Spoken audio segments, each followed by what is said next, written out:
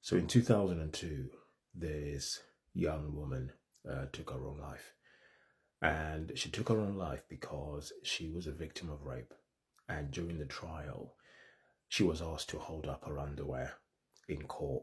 And the reason she was asked to hold up her underwear is because it was one of those pieces of underwear that had Little Red Devil written on it.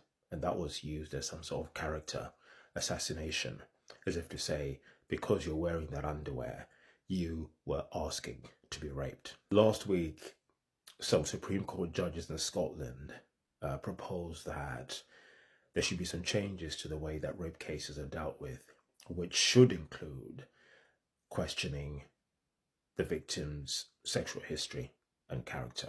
The thing is, patriarchy is always going to blame the victims for the man's behavior, and questioning the character of the victim, questioning women's character in court cases like this is something that's been happening for years. What were you wearing?